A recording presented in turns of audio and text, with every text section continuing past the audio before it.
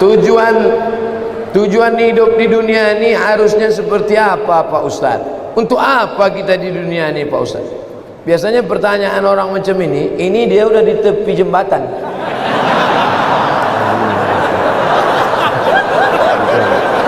Untuk apa hidup ini?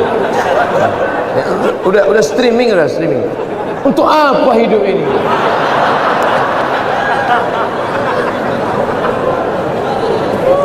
Satu, alladzi khalaqal mauta wal hayata. Allah menciptakan hidup dan mati untuk apa? Liyabluwakum ayyukum ahsanu amala. Supaya Allah melihat siapa yang paling baik amala. Makanya kalau mau jadi pejabat, jadilah pejabat yang amalnya baik.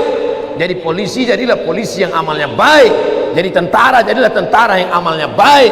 Jadi ustadz, jadilah ustadz yang amalnya baik. Karena kita hidup ini dituntut siapa yang paling baik amala. Amal bukan sholat, amal bukan baca yasin, amal bukan puasa sunat. Itu ibadah. Hebat Pak Bupati kami Pak Ustadz. Kenapa? Pak Bupati kami rajin sholat duha. Itu bukan amal. Itu siapapun bisa. Sholat duha tak perlu jadi bupati. Betul? Yang dimaksud amal adalah dengan jabatan kekuasaan yang ada di tangan kita bisa kita berbuat. Kalau jadi anggota dewan, buat ya perda syariah. Anak SD tidak boleh masuk SMP kecuali punya ijazah MDA. Setuju? Itu Bang. Dengan kekuasaan. Jangan nanti udah pensiun baru datang Ustaz Somad, apa yang bisa kita buat untuk bangsa ini? Tangan pun udah menggeletar. Itu apa? Ustaz Somad, kami sebagai aparatur negara, PNS, apa yang bisa kami buat amal kami? Mana PNS? PNS kemana nih? Kenapa banyak orang ngantri? Mohon maaf Ustaz Somad, PNS-nya sedang sholat duha di musola. Bodoh. Amal PNS bukan sholat doa. Sholat doa sebelum berangkat tadi. Amalnya sebagai PNS adalah bagaimana melayani masyarakat, dipermudah urusan orang. Urusan KTP Anda masukkan pagi, selesai sore, dikirim melalui pos. Bisa apa tak bisa? Bisa. Mudahkan urusan orang di dunia, dimudahkan pula urusan di akhirat nanti. Amin. Ustadz, apa yang bisa kami lakukan untuk ustadz-ustadz? Kumpulkan ustadz-ustadz, kumpulkan imam-imam, kumpulkan khotib-khotib, kumpulkan guru-guru mengaji, beri mereka pelatihan, permudah urusan SIM kendaraan bermotor mereka. Setuju? Wah, banyak yang setuju. Kenapa Ustadz tiba-tiba ingat itu? Ingat dulu saya susah ngurus SIM dulu waktu sebelum terkenal. Masya Allah, tabarakallah. Artinya apa? Ketika Allah titipkan jabatan di tanganmu, pakailah. Ayyukum ahsanu amala. Ustaz, kami ini masih mahasiswa, masih sekolah, lalu amal kami apa? Kau senangkan saja hati orang tuamu, pulang ke rumah, ayah, emak, ini transkrip nilai mak, nih, berapa IP kau nak? 2,0. Hah? Kenapa 2,0? Ayah sabar ya, ini takdir dari Allah. Anak hantu. Dikasih duit bukannya menyelesaikan masalah, menambah masalah. Yang masih kuliah, yang masih sekolah, kalau belum bisa kalian senangkan emak ayah kalian, jangan kalian susahkan mereka. Jangan asal balik susah. Asal balik susah. Belum lagi dia balik, baru menengok nama dia di HP aja. Ini susah. Yang pertama amala. Yang kedua baru wa ma khalaqtul jinna wal insa illa liya'budun, ibadah. Itulah dia sholat, baca Quran, tahajud, puasa sunat, itu ibadah. Jadi kita ini gunanya di dunia ini cuma dua saja, amal dengan ibadah. Masuk kantor jam 8 pagi, pulang jam 4 sore, disiplin, tidak bolos ke mall. Itu namanya amal. Bapak polisi merazia orang melanggar peraturan, saking kan dia mau menegakkan, sampai dipeluknya kaca mobil Kijang Innova. Itu amal apa ibadah? Amal. Amal itu namanya.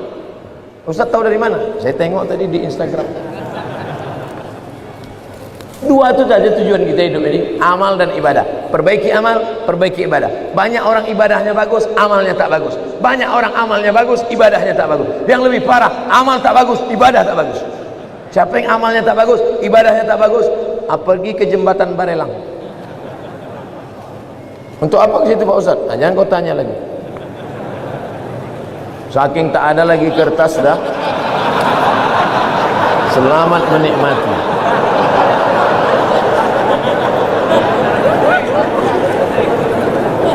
Apakah azab hanya ada untuk orang yang sudah meninggal saja?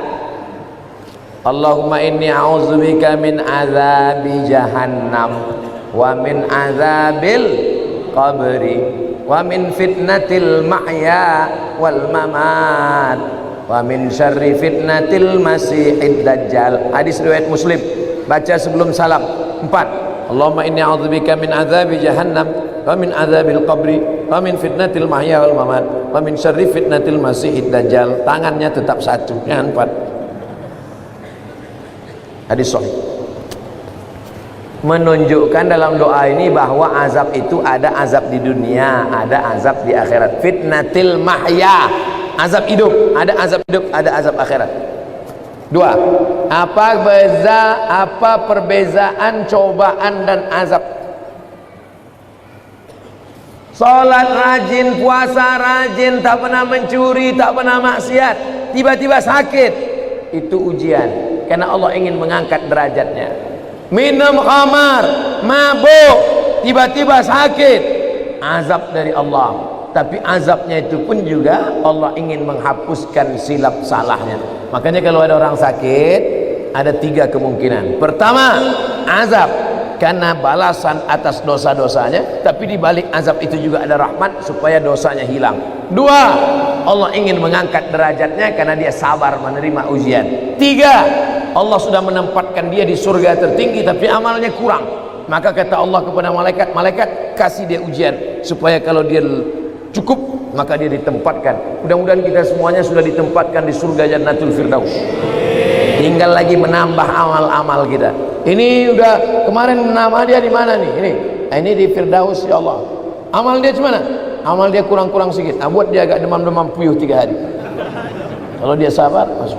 Kalau nanti Bapak Ibu jamaah Tanjung Pinang masuk ke dalam surga, amin. Pas sampai ke dalam surga, tengok kanan kiri tak ada saya. Mana Ustaz Somad? Cari saya di ruang VVIP. Pede kan Ustaz. Orang Islam mesti pede. Yang ngajarkan dia pede Nabi. Man qala la ilaha illallah Muhammadur Rasulullah dakhalal jannah. Siapa yang mengucapkan la ilaha illallah Muhammadur Rasulullah dakhalal jannah, masuk surga. Ini banyak orang, kau gimana masuk surga? Entahlah Pak Ustaz, enggak pasti lah. Apa tak pasti? Kau masuk surga, pasti masuk surga. Cuman masalahnya masuknya kapan? Nah itulah. Nah, ada yang antriannya panjang, pakai transit delay pula lagi. Nauzubillah.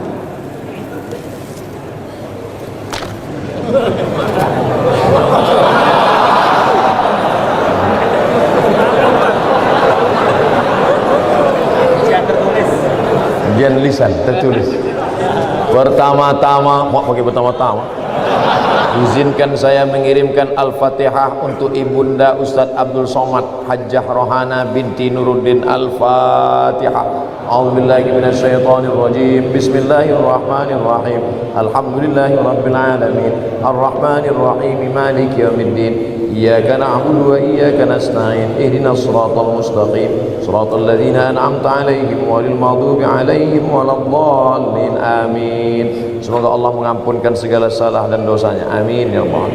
Ketika saya sholat berjamaah, saya berada di saf kedua.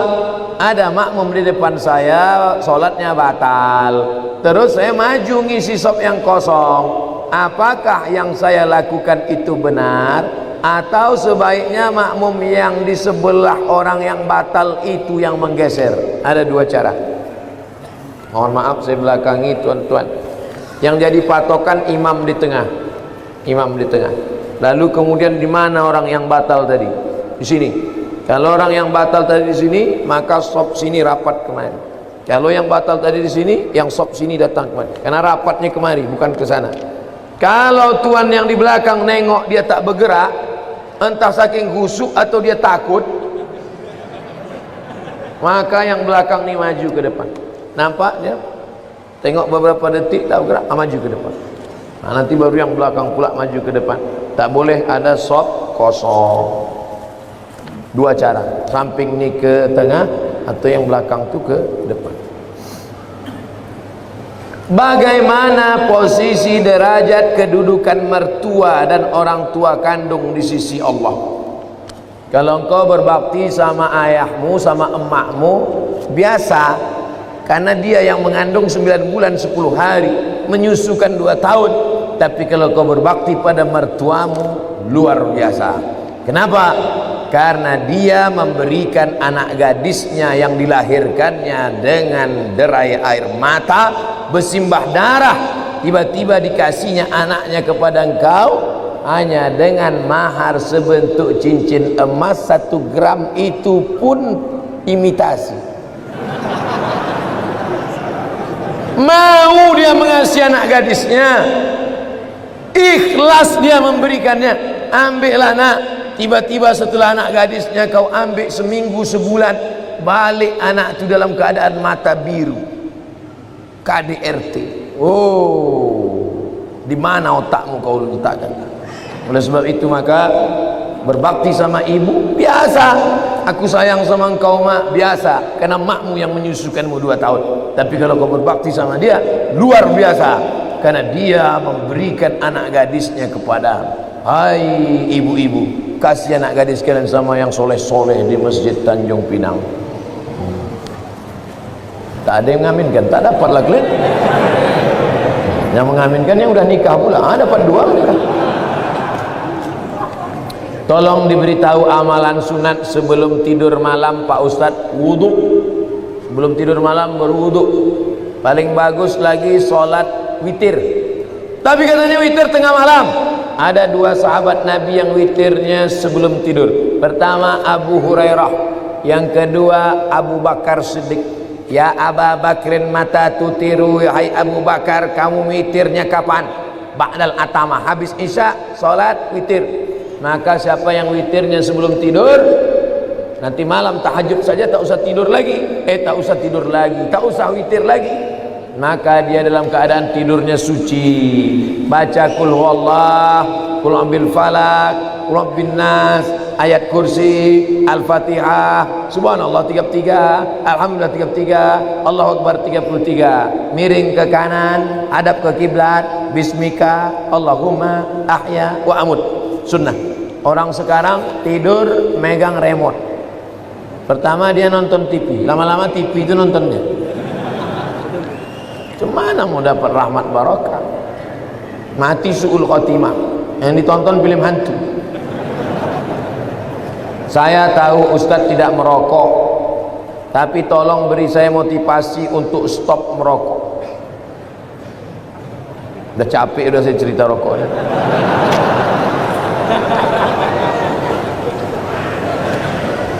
Hai yang merokok berhentilah. 1 hari 10.000, 1 bulan 300.000, 1 tahun 3 juta, 1 tahun 3.600.000, sudah bisa beli kambing kurban. Bisa apa tak bisa? Bisa. 2 ekor kambing bisa kurban. Coba mulai besok. Kalau mulut tu agak-agak masam, cari permen. Tak tahan juga, rokok. Agak 1 isap. Perlahan-perlahan. Tanya orang yang sudah berhenti itu, gimana cara dia bisa berhenti. Di luar negeri orang berhenti karena pajak rokok ditinggikan setinggi-tinggi.